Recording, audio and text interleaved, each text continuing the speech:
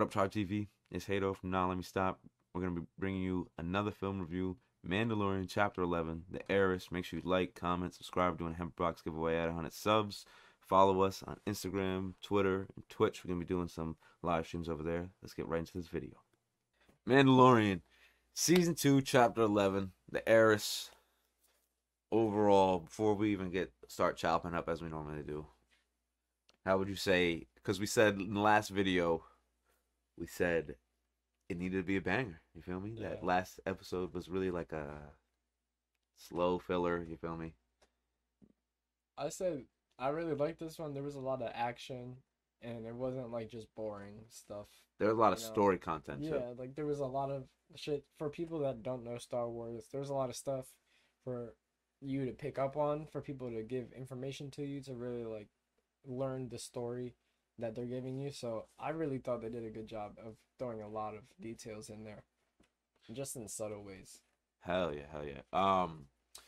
Obviously we start, and I thought this was. I mean, obviously, I'm pretty sure we all knew that they were going to be coming out.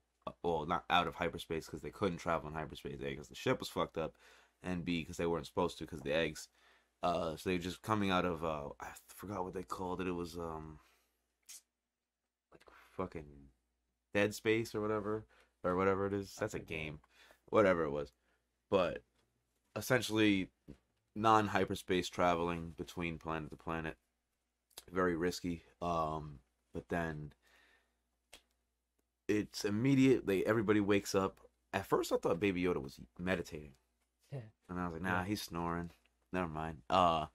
And we get the alert that the landing, not the gear, the landing array does not work anymore. Yeah. It's not receiving any information, calls, whatever. And we get this manual landing. like mirror, I would say. I think Jon Favreau does this a lot in his work, especially in this series where he mirrors a lot of Star Wars scenes or just a lot of cool movie scenes. This was very reminiscent of the intro to episode 3, obviously, where they're flying down, and Anakin has to land the big cruiser, which was dope, and you get another happy landing. And this was awesome because you don't get the happy landing, right? Yeah. They end up in the fucking drink. Yeah. You see the Mon Calamar just standing there looking down the whole time like, this ain't going well. They're telling him, you gotta slow down, you're bugging, I'm trying. He had the frog lady holding the thing. I mean, lever. That was crazy. I thought, based off what you got, with that, like, slow, it's like, oh, shit, whoa, hey. There's a lot of action. Again, like, yes, here we go. I feel like the intro is always action-packed, though. Yeah. Almost. Then maybe, like you said, maybe they did this slow episode 2 to see like if they had true followers of the show, or if it was like some people were maybe gonna like not watch the third one after that second. Mm-hmm. Yeah, so I was like a test. Yeah. Okay, I can see what you're saying. That's I feel like that's pretty accurate. I think shows do that a lot. Yeah. Especially after a season 1 where it's like, we gave you a lot of like basic story info. That way this story makes sense. Yeah. So, yeah, I see what you're saying. That's pretty valid. Obviously after that we end up on the dock and we see the frog couple united. It was cool. I do appreciate their characters more with this episode. Yeah. I thought I personally, I thought they were just gonna get to the dock. We'd never see them again. We'll get back to that in later, but I was pretty happy with that. We'll get down to that. Then we see who possibly could be Sabine. We don't know.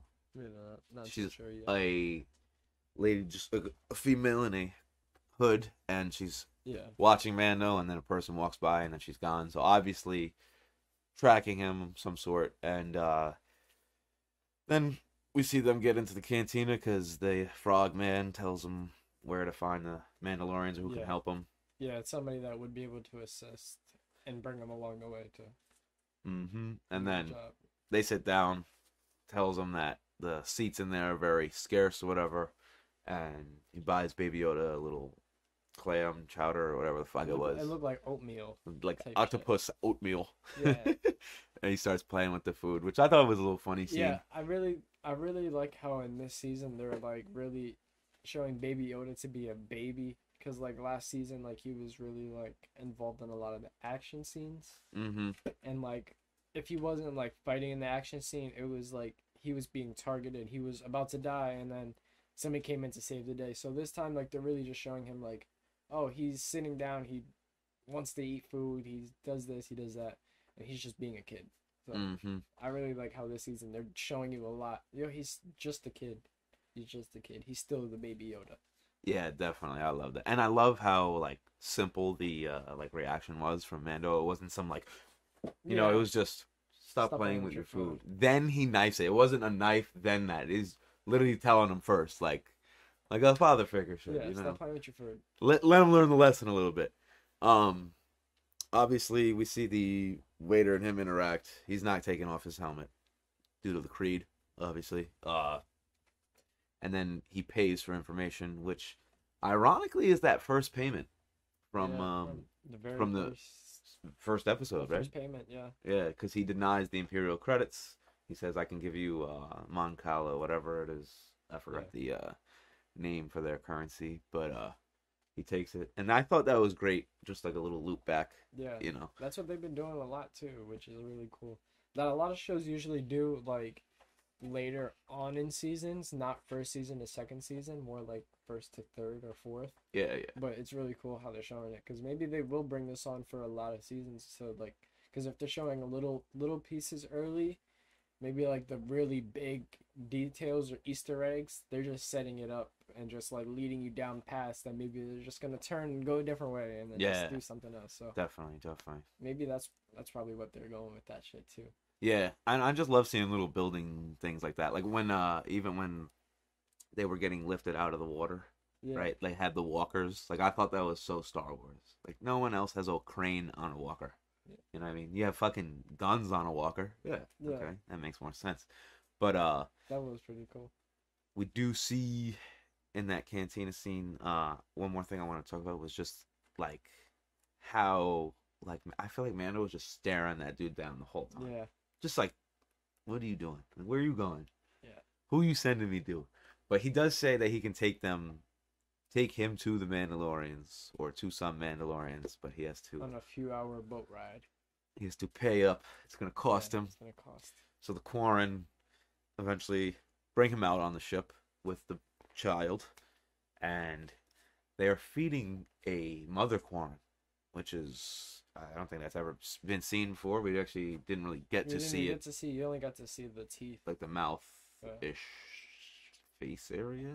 Possibly? I wouldn't even say only, probably just like the mouth, yeah. Because like the way that like I would assume like based off their faces, the way like their like tentacles like come down, I would say like it was just upwards. It was just upwards, and then like its mouth was really up to the cage, so that's just literally its feeding hole. Yeah. So maybe it's just like because like the cage is a square, but when you open your mouth, it's more like an oval.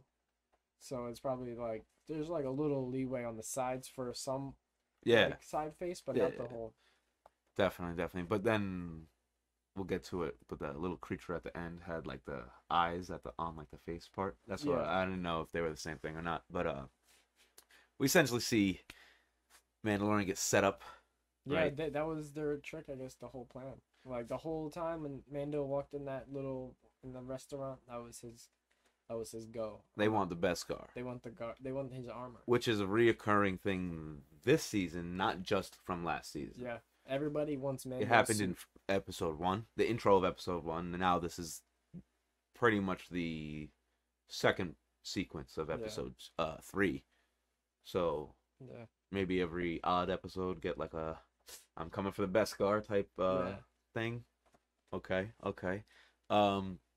Then obviously Mando's gonna jump in after the kid, after he gets yeeted up the middle, right? Yeah. That's crazy. You just like that shit was crazy. Basically right up the middle. He dove for it. He dove for it just like a shortstop would. Facts. And then they lock him in. They're going for him, and he's doing a great job at dodging. Now, the one thing I was confused is like the Mother Corn didn't go back up for him. I don't know. Yeah, I don't know. That was kind of Maybe she was a little entertained with Baby Yoda, but maybe she was still trying to figure out how to open the thing. we now see Mandalorian's hit, Yes. which is the um Clone Wars. I believe that's where we see her first. The Clone Wars figure, Bo-Katan, sister to Duchess Satine, right? She's the badass bitch who comes in. She was obviously tracking him because we see the girl from earlier with the hood on. We see her who actually takes out the fucking Mother Corn. Yeah. That was crazy. That was crazy how she jumped in, like no hesitation. Yeah. He has a child. Okay, Like what? I got it. Like I got it. that's that Mandalore shit. You feel I me? would, yeah, you know. But then we see the division of their culture, Yes.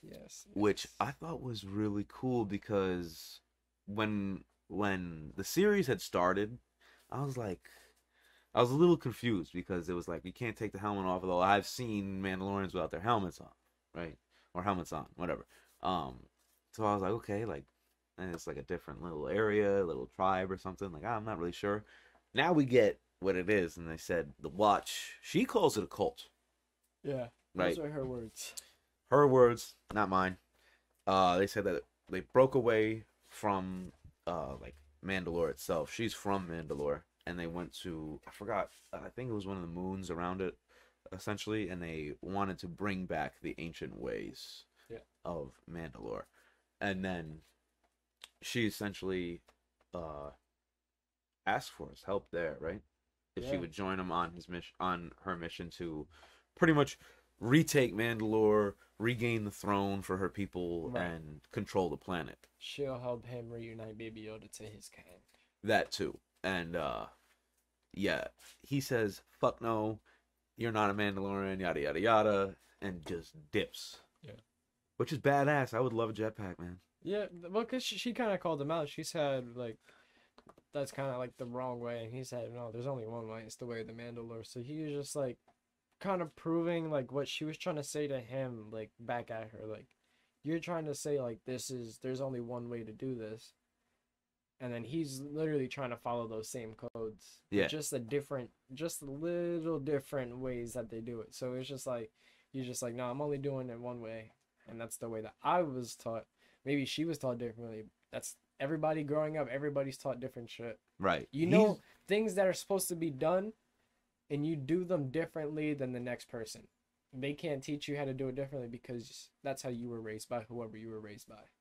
Right. And like we obviously know, he said Mandalore isn't a race. He said it's a creed. So his is a creed, where she is from a clan, she said. Yeah, she's from clan family. So if you don't really understand, Mandalore, true Mandalorians are like the Spartans of the Star Wars universe. They are like born, bred warriors, and it's family, you know, my family versus your family. Yeah, because he was like, well, it's like Sparta with like a mix of the mob in it. Yeah, because he was like, well, where'd you get your armor? She was like, it's been in my family for 3 generations. So it was like, it's almost like an honor thing in a sense. It was like, yo, like, I deserve to be wearing this. Like, everybody in my family wore this. Like, now it was my turn to wear this. So it's like... Deadass. And in his, he's just like, I'm the first person to have this armor. Yeah, deadass. Deadass. Everybody wants my shit. Fuck your shit in your 3 generations. That's Mando's mind right now. That's why he was just like, you're taking your shit. Oh, where'd you get that from? Yeah, fact. Because then that's not how he was taught. Like technically, what he had just came from was Cobb in episode 1, who takes his helmet off. Yeah. And he immediately goes, it clips. Yeah. You know what I mean? And that's because Cobb also said, he was like, you're right. This was given to me in exchange for my life. Like, so he, like Cobb said, he was like, yeah, I'm not a Mandalorian. You're right. You deserve to take it. You were raised by Mandalorians. So he like Cobb he respects the culture. Yeah, Cobb that was fire. It. That's why I like that part of it. He was just like, I really like this armor though. Like, it helped can I get like some of this? Yeah, like he told Mando, he was like, you may call the shots where you're from, but I call the shots around here. Everybody listens to me. So like that armor gave powers. Like Facts. it's like a different shit. And like somebody that's never watched Star Wars, like it was kind of cool to hear somebody say that. Like him just wearing that like gives him all the power in that village. Like it's kind of crazy. Especially since Star Wars is something where it's like the Force, the Force. Yeah. So Right. it's just like somebody that doesn't have the Force, I would imagine, is Just being gifted power. just being gifted this armor and these weapons, and he could just help anybody in his path. Like, yeah, Facts. they'll listen to him. Hell yeah, hell yeah. And then I love how so now after they split, you're kind of at this point where it's like fuck, like Bo-Katan is like the Mandalorian, you know, and then Yeah, you don't really know who to root for. yeah, you're kind of like okay, it's kind of like a nasty truth almost, right? Yeah, because About our main character here. Yeah. It's like well, we kind of knew before that you really weren't from Mandalore. right. We know that. You know we know you're a foundling. We definitely feel sorry for your story. Yeah, let's Sure. just say somebody that only seen Mandalorian. I took Mando's side more than I take anybody else's side because I only know his story. Correct. So when she was coming at him, I was like, "Huh." You know, I like the story that I know of Mandalorians, they don't take their helmets. Yes. And I've never seen other shit, so I've never seen anybody else take theirs off until previously in this season. Right. So it's like the little details and little things that like really bring the full story for certain like aspects on different people and how they think about it. Because like like in that argument, I was just sitting back waiting to see what he said so I could see, am I really gonna take his side? How does he defend himself about what she's saying? Because she was raised through generations in this shit. He was Right. brought in from being captured and being saved. So it's And like I didn't like you're saying right, like you don't know her story, and I do. Yeah, that's what I'm obviously. saying. Like you've seen her in other shit, In her in other movies and other backstory, shows. because it's weird, you know.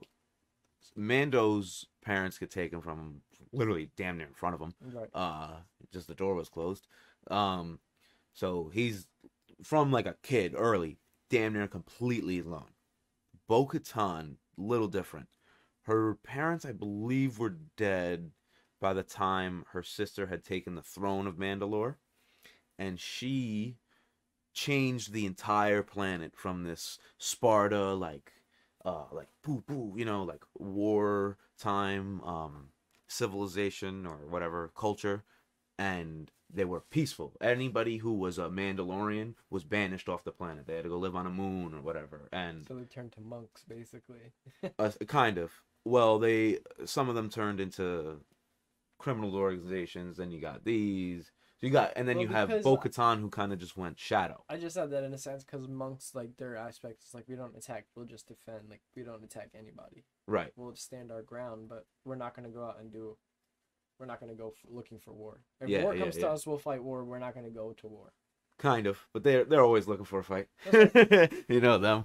But she's very like, I'm in the shadows. Right.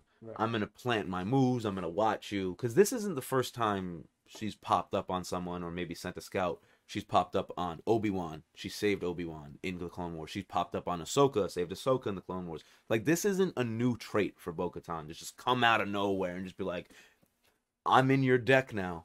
You're going to use me as a card. You know what I mean? Like, she's that bitch. Yeah. You know what I mean? I don't want to use that as a word, but like, she's a bad bitch. You Yeah. know what I mean? That's the word to use right now. If you're offended, you shouldn't be. Dead ass. Now let me stop. If you offended by that, you definitely shouldn't be on this channel. Yeah. Um, Sorry, not sorry. Like I was saying though, eventually Duchess Satine gets killed at the hands of Darth Maul. That's Obi-Wan's lover. Blah blah blah. He breaks off because he's a Jedi. He can't, right? But anyways, he still has feelings because whatever. But then she saves him because of that relationship. They are, like, okay, like, we'll help each other. We're allies now. They split because they have to go do their other things. Obi-Wan has to go do Revenge of the Sith eventually. And she has to go fight the Purge, which they keep talking about, which is the Empire, or like the CIS essentially. Like it's the transition of like the Clone Wars to the Empire, because it's during Revenge of the Sith when this takes place, the Purge. So essentially the Empire is taking over her homeworld, and they just want it to be corrupted to the point where nobody can gain power on Mandalore. It's too powerful of a planet for someone to be like, I run this shit. Even Gideon, you know what I mean? So Kind of sounds like America, you know? yeah, in a sense, there's a lot of politics Like like literally just what you just liched said into Star sounded Wars with just American like politics. that literally just sounded like American politics. Yes, there's a lot of American politics stitched into Star Wars. That was kind of cool. Yeah. Keep going. What was I about to say? Yeah, so eventually, so she fights in the purge, and now we see her pretty much everything is stripped from her except for the rest of her clan, which may be just those two. But she did say later in the episode that, hey, wait till a division of us get a hands on these weapons, blah blah blah. We'll get to that. But now we see her goal. You know what I mean? As like a Star Wars fan, you see her goal, whereas like someone in your shoes is just like, where are you coming from? Are you just here to save him? You just here to save him and get something from him? It's like the what's it, question number 1 intro? Yeah. You got leg tack, Oh, you from out of town? I heard that one before. Yeah. You feel me? Like that's exactly what I feel like you in right now. Facts. You know what I mean? So that was a good call. I think it's gonna create an interesting storyline for the Mandalorian, because if he ever does like complete the Baby Yoda storyline, right? Let's say that happens by the end of season 3. Honestly, if it goes, it might happen sooner. Yeah, that's what I'm saying. I think they want to continue the show longer, and I think that just gave you like a fire ending. Like, yo, this guy could just become the Mandalorian. You know what I mean? So like he could take the throne or whatever.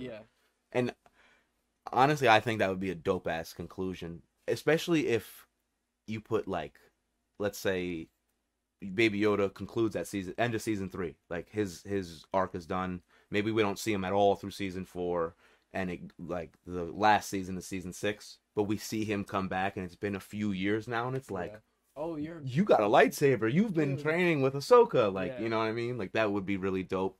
I just really like what this offer, like this that she's kind of giving him, can do for the series. And as we move forward, right, he just leaves the ship, and we see they're split. He is walking through town at night. He's got the baby. He doesn't have the what's it called anymore, so completely exposed. Yeah. I just realized that's actually the last thing that he has from Queel, I think. He might have something in like the ship. Probably not anymore. Really damaged. Probably in the drink too. Or on that other planet. Anyways, because a lot of shit came off when they were coming into the atmosphere. Yeah, definitely. Then we see the Quarren brother, the guy who owns the cantina, probably, I guess, and his goon squad pulls up. Cool. And I expected this to be one of those scenes where it's like one of them, but there was way too many of them. Yeah, there was too many guys, and he was all around. He was surrounded. Perfectly timed again. Who's back? Bo-Katan saves this motherfucker. Said, you killed my brother. Again. She said, no, I did. Yeah, that was a dope ass line. And then she started spraying him up. I was like, oh. That was a dope ass line. Like you said, she is that bitch, man. She saved him. She has power. For the second time, though. In the same day. She said, I saved you today, this afternoon, and tonight. Let me get you a drink, homie. She wants him to know that she is like, trustworthy, at least. And she's like true about what she's saying. She's not just saying it to say it. She's like, yo, like, all right, I could have saved your life once, said it. You probably would have believed me, maybe not. But I saved your life twice. You know I need your help now. Like, yeah. Because I can't let you die or else I can't succeed. So I'm going to do anything to keep you alive. I need more Mandalorians, is what she's saying. Yeah, she needs recruits. Needs him. Definitely. And then, especially with his armor, she knows she'll be his best guy. Definitely. Then we get the briefing on not just her whole mission. Right. We get her mission with the what's it called? The Imperial freighter or whatever it is that's transporting all the weapons, and they want to get off is the initial plan. They want to get the weapons so the Mandalorians can use them, which would be pretty tough because Mandalorian weapons have seen to be proven as way better than anything else in all Star Wars content. So I think that was pretty dope. I thought that was actually, it reminded me of the prison episode. You feel me? Where it's like, okay, we're going on to the ship. Yeah. You know what I We mean? need to get off. We need to do this though. Boom, boom, boom. But here's where it split for me. This is where I expected a twist. Was he leaves Baby Yoda with the frog family, Yeah. and I expected either danger to arise, someone tracking, right? Or eating more babies. Or I expected a bunch of scenes of him popping eggs as like comic relief. You feel me? But let me just say this: right when he drops Baby Yoda off with the frog people, and he said, "I will be back to get him," and he sees the shit, and he's just like, "Don't eat them." Yeah. But He says, "Behave." I yeah, know it. You know what I'm talking about. yeah, that's exactly what he said. He says, "Behave," you know what I'm talking about. And then he walks up to the like wherever the incubator, and then one hatches, and he's just like, "Oh wait, that's what that is." And See, it comes to like a realization, like, "Oh, that's a creature that I was eating. It's not just like some food that she was saving. yeah, That's not just some eggs. yeah, like that's It's not. an actual egg with like a living creature inside of it." That was a live egg. Yeah, he like that was like you could see that like the realization in his eyes because his jaw dropped and he was just like, Oh, he makes that "Oh, little noise. that's what that is." Like you could see it, like what I was saying, like he's just being a kid, and that was just like a kid moment, like because obviously anything older than a kid would realize this lady has these eggs on her back. There's a shitload of them. Those are her Those are kids. probably her kids. Yeah. Not food. I thought this was the scene we were talking about earlier that really set like the appreciation for these two like Yeah. characters. Like, oh, like they're the family characters, you know. Yeah. They're the last of the kind, you know. I feel like they're trying to show the foreshadow of like, listen, little baby Yoda, you can't fuck around. You gotta like reproduce your species possibly, you know. I think that could get interesting. And the fact that they brought those two to Mon Calamar, which is we've only ever seen inhabited by the Mon Calas, which we see the guy at the start who looks like Admiral Akbar, and then we see the Quarren with the Davy Jones looking motherfuckers, right? So I thought it was dope just to add another species to a planet because they said that was the last, so that's a new species on the planet. Then we get to the action. Boom, boom, boom. Time to go, which I thought was a dope shot when they were lifting off, and then they lift off too. Yeah. So far, jetpacks are just unreal. Let me get one, bro. I need one of them jetpacks. I need me one I of need them. one of them helmets that have the thermal reader. Bro, that was a dope ass scene where they just smoke screen. I mean, like they said, the guy, the male Mandalorian, I don't know his name. He said, you know, the Imperial stormtroopers, they can't hit the fucking side of a bantha, you know? Yeah. Banthas are the huge ones that we saw in the last episode that the Tuskens ride on. Walking through the desert. Yep. And which is funny because when you first watch Star Wars, the first thing you learn about an Imperial stormtrooper is Obi-Wan telling Luke that that's the accuracy of an Imperial stormtrooper. Only they could hit those marks, such precise marks or whatnot, you know? So, you know, you get to see like the two perspectives, right? Yeah. Where obviously in that storyline, you know, a lot of people say he may have been lying to Luke just to get him to fight the Sith, blah blah blah. But we're not gonna go down that.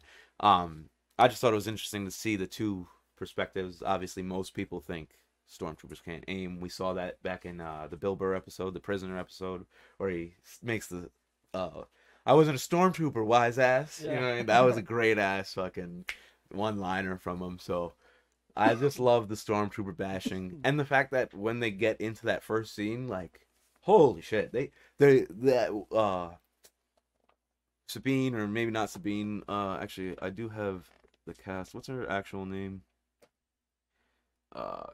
Casca Reeves. That's the girl with the hood. She fucking takes one stormtrooper, doesn't even kill him. She just takes him and then throws him onto the hood, the windshield, and they're like, okay, pirates. Yes, pirates are here. I think that was the first warning of like, these ain't no normal pirates, you feel me? Yeah. Then they get in, they're throwing the smoke screen like we said. We see them get into the, what's it called? What was it?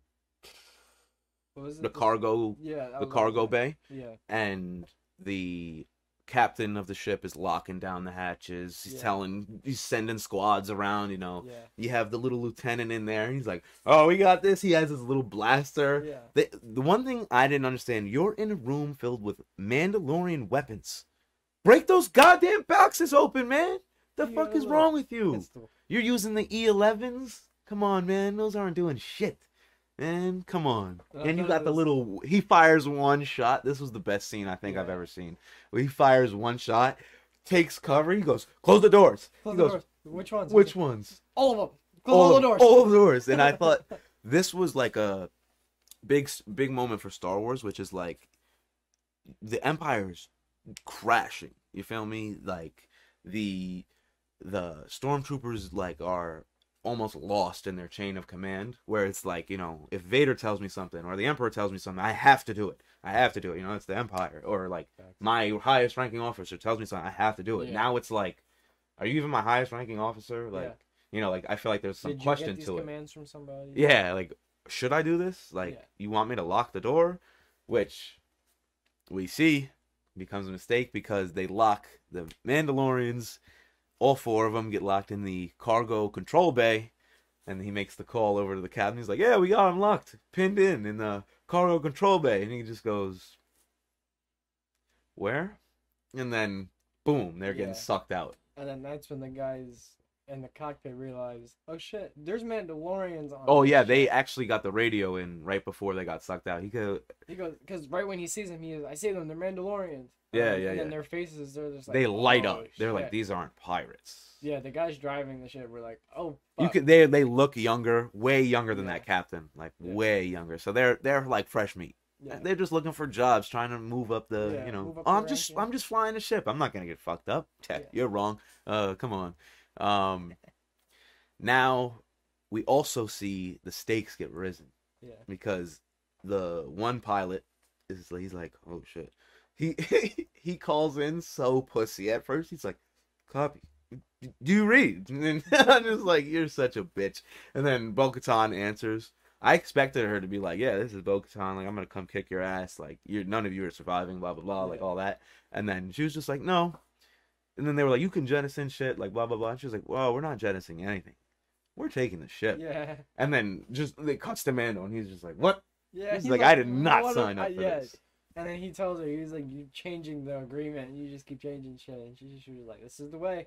Fact. She's not changing her mind. She hit her with, this is the way. And I love how this is the second time now we've seen the deal change, right? And I love the Empire Strikes Back reference, right? We already went through that last episode. Now, Mando stays. He could have just jumped off and jetpacked away. The cargo bay was open, dude. I helped you get that. Peace. But he still has no info on the Jedi, which is the big trade here. If he helps Bo-Katan, she will tell him where the Jedi is. Right? So, now it's time to take the bridge. But before we even see them go towards it, there's a call into the cockpit. Yes. And I said while we were watching this, I thought it would have been dope if we had never met Gideon yet. Yeah. Because it was that, like, ooh, like, you know, like, ominous, like, ooh, mysterious type, like, back shot of a hologram, so you see through him. So you can't really hear his voice too clear. It's like, oh, yeah, it does the choppy shit. Because it's also, you know, Star Wars is like that. It models, like, the World War II era technology just in space, you know. So, like, the radio transmissions are always cutting during the World War II, like, radios. I always thought that was dope. But then, you know, you see it flip, and it was just like, that would have been dope if I'd never seen him before. Or if it was, like, somebody, else, like if it was somebody different. Someone higher up in the command, you know, which would have been too much either way. But, like, I don't know, I guess, you know, you needed him in that last one because he has the Darksaber. Yeah.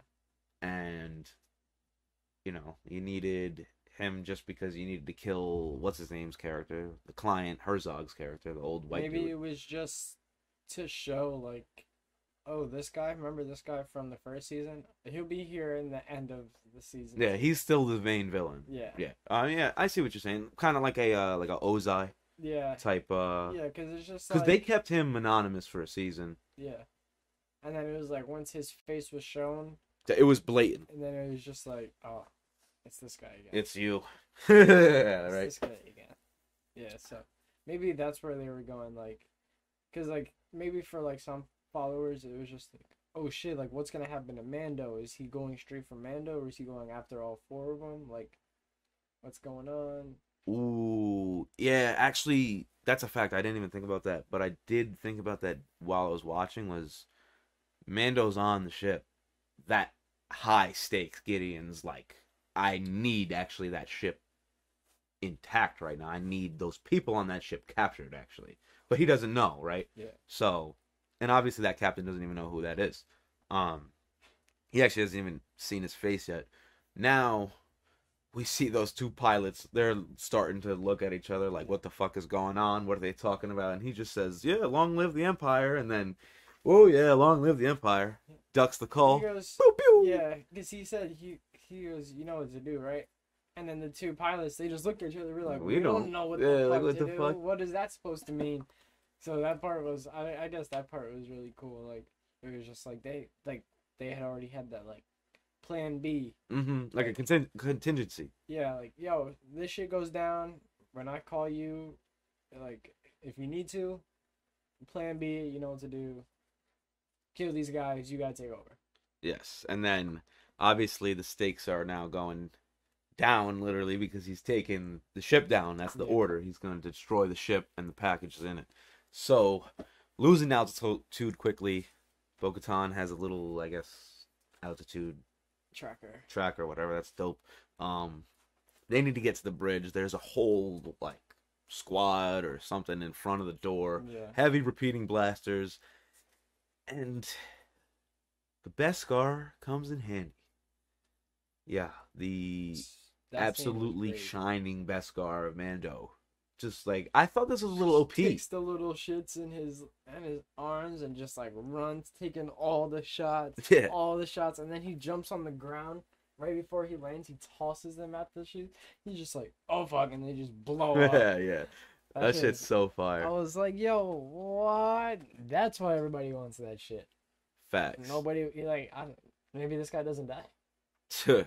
I mean, hell, fucking Boba Fett took a shot to the fucking head. Maybe that's why Mando will never take off his helmet around anybody. He doesn't want to get sniped. Yeah. You bugging. There could be a red dot in the building. You could take your helmet off. You could leave your helmet on. If you get hit, you might die. If I leave my shit on, I'm good. Now, one thing, though, Like, I had a question for the Beskar was, back in, I believe it's episode 5 of season 1, it's the gunslinger when they're out in the desert and they're tracking that Imperial shawty. She's the sniper.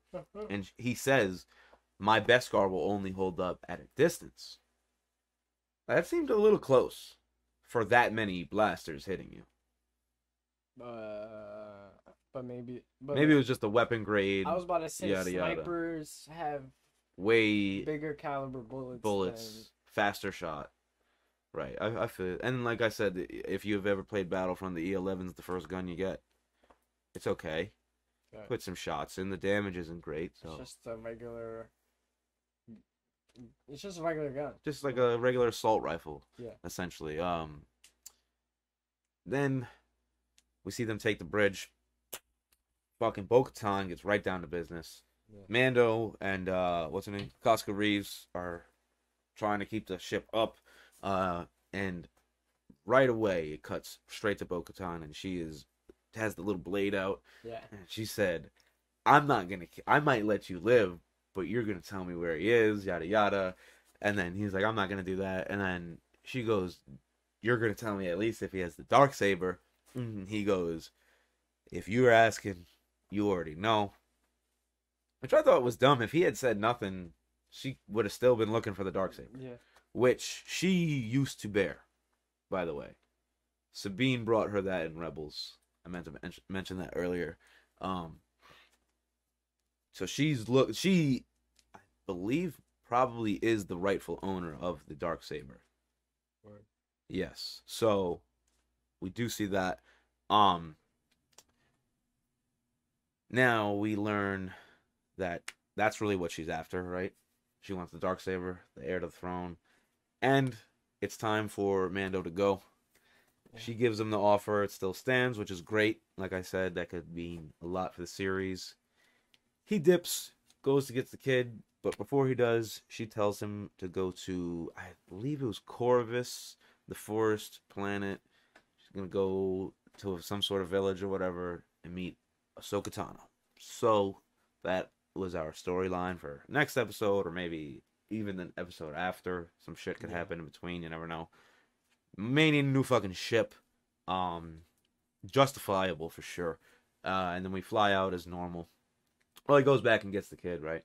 That was cool. We get to see the little like frog thing in the dish. He says congratulations. It was growing and shit. Yeah.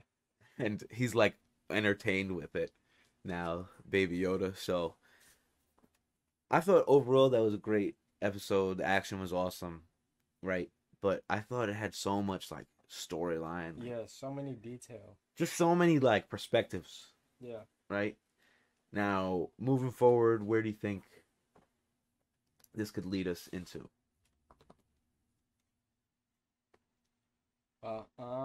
Like immediate pickoff, do you think he's gonna end up where Ahsoka is, or do you think he may need a new ship?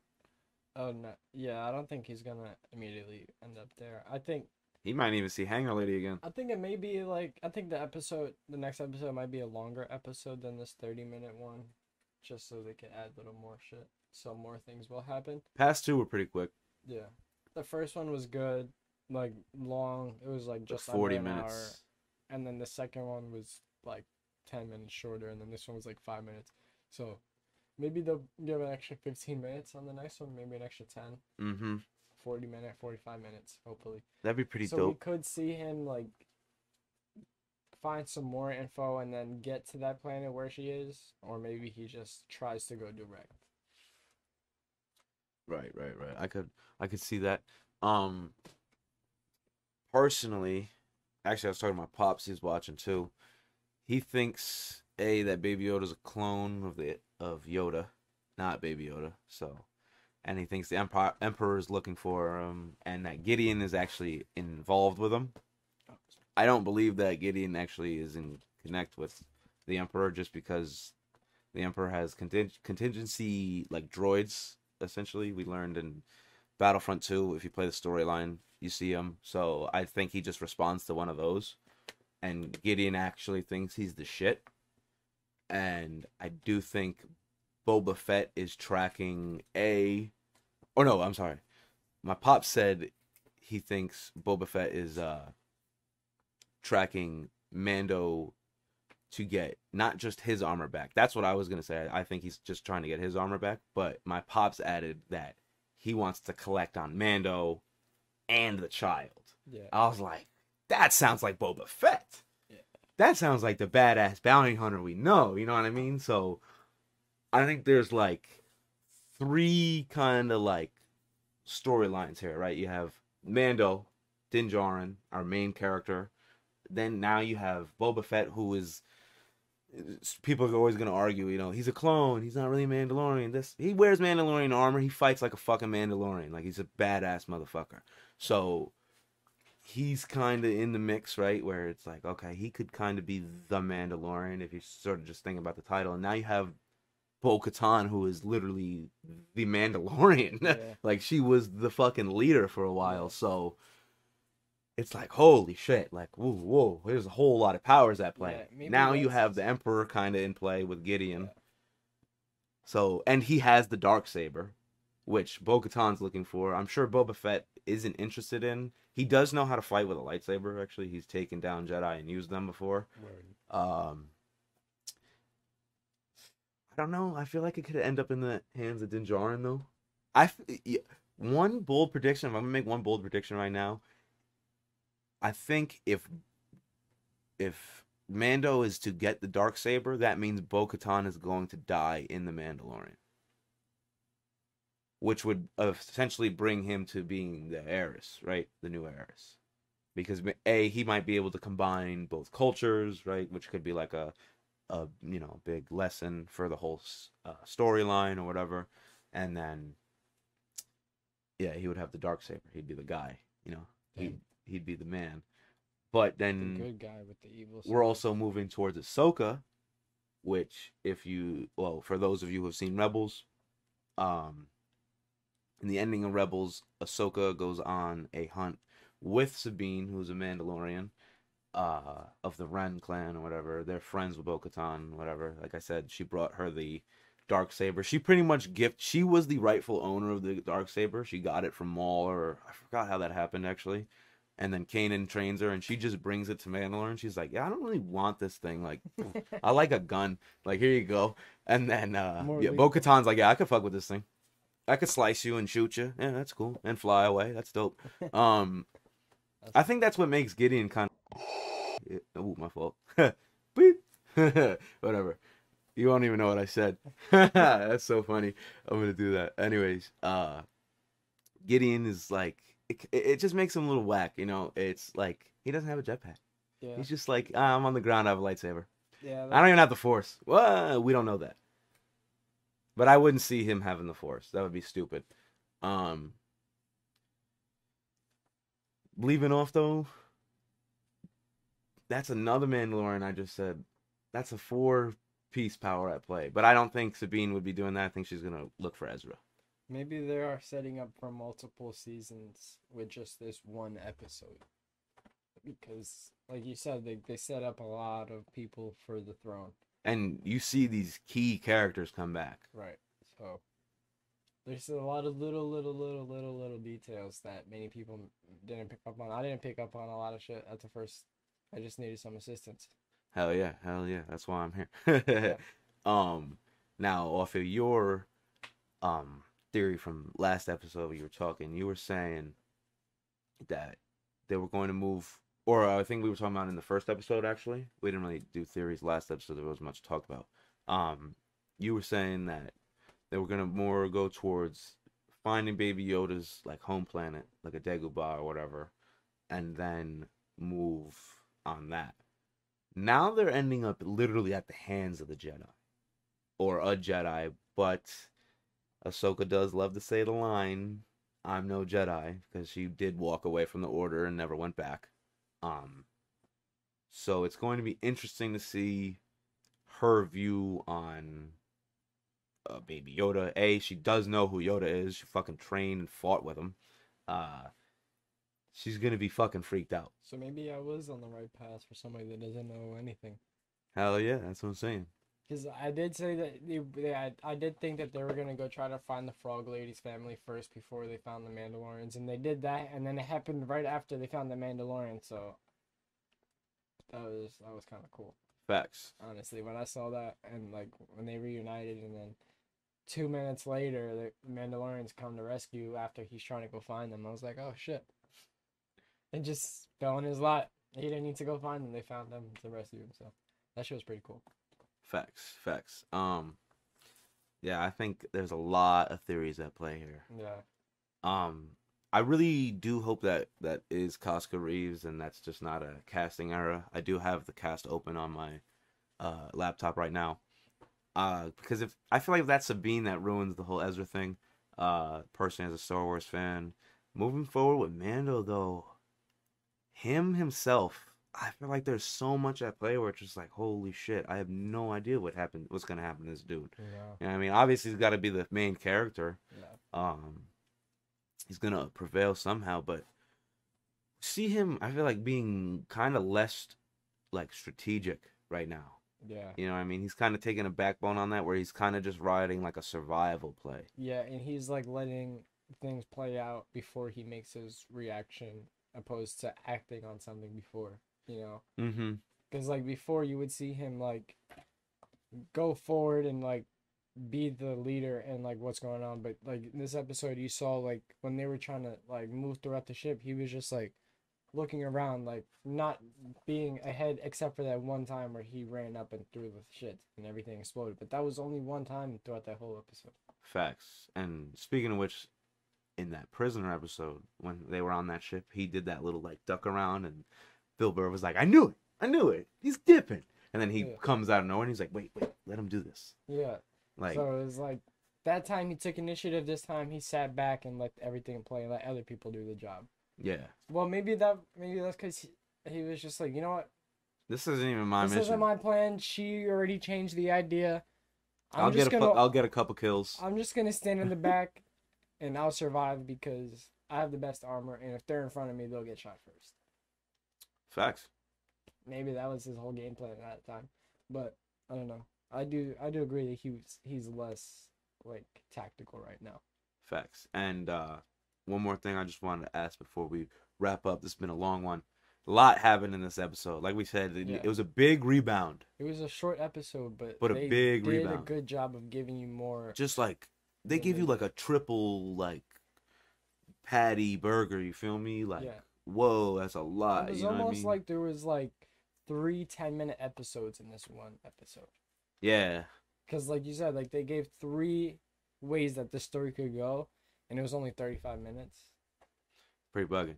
So it's like, you know, they didn't do it like, oh, this and happened. There's a bunch of other things it's that not can like happen. this happened and then this happened and this happened. It's like, no, like they set this up and then they set this up and then they set this up and then things were just falling into place.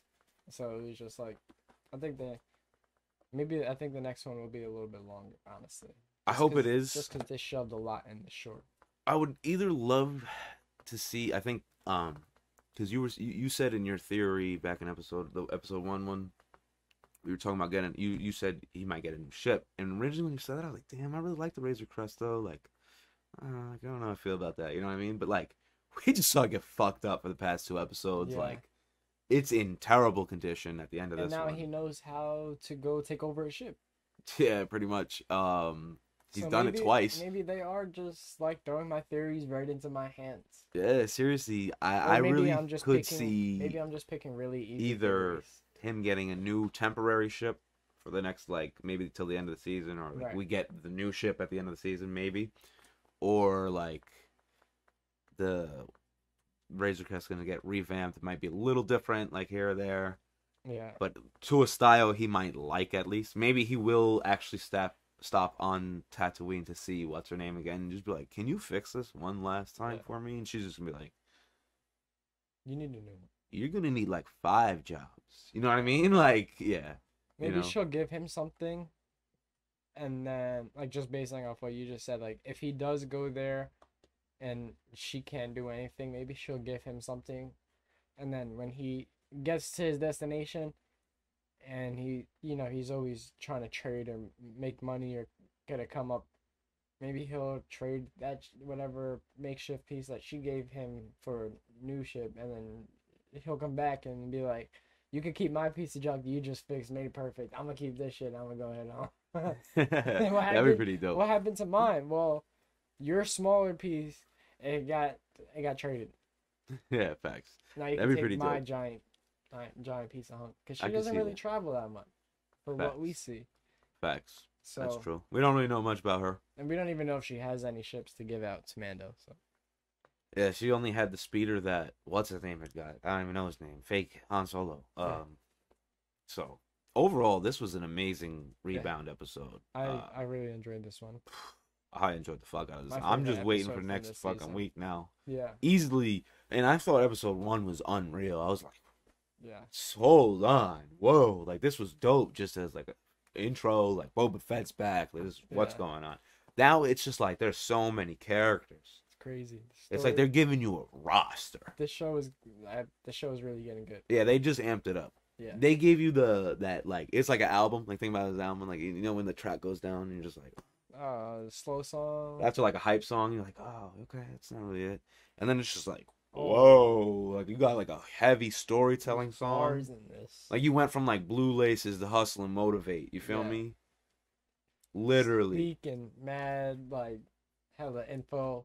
Just everything. Everything in there at once. It's really short. It's a short song, but it's most bars in the whole album. Like this probably will be the best episode from the season, just because if anything else happens that's better, or the juiciest one, it was set up in this episode. So that's a fact. That's a fact. That would keep this as the best episode. Because if anything does happen, what if something huge happens though? Everything was still set up through this. I guess. I guess. All You right. know. All right. All I right. mean, yeah, that is a story. You could say everything is set up from season one, episode one. Yeah, obviously. Yeah. Yeah. Yeah. But But I'm the saying like way that this this episode episode was and the way strategic. like his like it they changed his mind and the way he thinks, because like Now he's second guessing cultures. exactly, and he's just like, oh shit, fuck, Who the fuck are they? You yeah, know, like, and he doesn't. He hasn't even found another part of the creed yet. no, You don't even know if there's anybody else in a covert nowhere. Like, it's just gonna get wild. yeah, Um, I'm interested for I'm the next one. excited. I'm excited. Sorry we went so fucking long this time. But if you stay tuned, you know, You know, just watch that outro. Everybody, don't stay skip the safe, outro. Don't skip the balance, outro. prosper. Peace out. Don't skip the outro. All right, everybody. If you made it all the way to the end of this video, we really appreciate it. Make sure you leave a like, comment, subscribe if you haven't already. Hit the notification bell so you can see when we drop new videos. We're dropping stuff all the time. We're doing a hamper box giveaway to 100 subscribers. But today, if you made it all the way to the end of this video, first person to comment Sunny Bunny wins the hamper box. The next box that's going to be here will be yours. For showing love to us, we're going to show some love to you. I don't know what else to say about that. It's just like some people need to show love.